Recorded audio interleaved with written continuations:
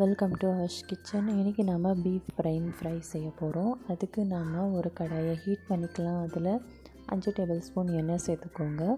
அது கூடவே அரை கிலோ வெங்காயம் அந்த மாதிரி நல்லா மெலிசாக கட் பண்ணி, அதில் ஒரு 2 பச்சை மிளகா பாதியாக கட் பண்ணி சேர்த்துக்கோங்க. இது சீக்கிரமாக வதங்கிறதுக்காக அரை டேபிள் ஸ்பூன் உப்பு சேர்த்துருக்கேன். கல்லுப்பு சேர்த்துக்கோங்க. ஸோ இது நல்லா மிக்ஸ் பண்ணி விடுங்க. இது கொஞ்சம் குக் ஆகட்டும்.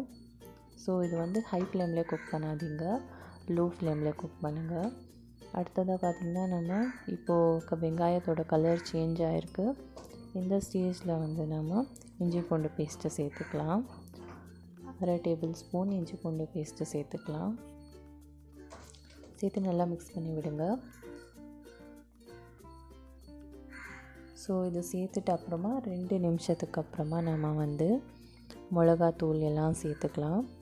மிளகாத்தூள் அரை டேபிள் ஸ்பூன் மிளகாத்தூள், அரை டேபிள் ஸ்பூன் மஞ்சள் தூள் சேர்த்துக்கோங்க.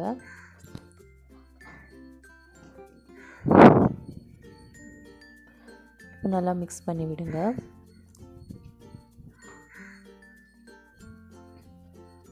ஸோ இந்த ஸ்டேஜில் நம்ம ஆல்ரெடி கழுவி வச்சுருந்த பீஃப் பிரைனை நம்ம சேர்த்துக்கலாம்.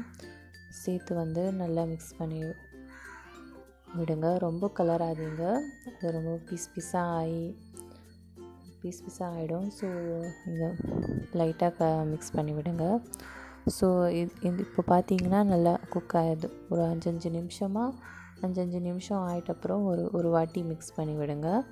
ஸோ அந்த மாதிரி மிக்ஸ் பண்ணி விடும்போது இந்த மாதிரி கலர் சேஞ்ச் ஆகிட்டே வரும். நல்லா ஒரு ப்ரௌன் கலரில் சேஞ்ச் ஆகும் கலர். அந்த ஸ்டேஜில் நல்லா குக் ஆகிடுச்சுன்னு அர்த்தம். இப்போ நம்ம லாஸ்ட்டாக கொத்தமல்லி போட்டு நம்ம ஸ்டவ் ஆஃப் பண்ணிடலாம். இந்த பீஃப் பிரைன் ஃப்ரை ரெடி ஆகிடுச்சு. இந்த ரெசிபி உங்களுக்கு பிடிச்சிருந்தா நம்ம சேனலை சப்ஸ்கிரைப் பண்ணுங்கள்.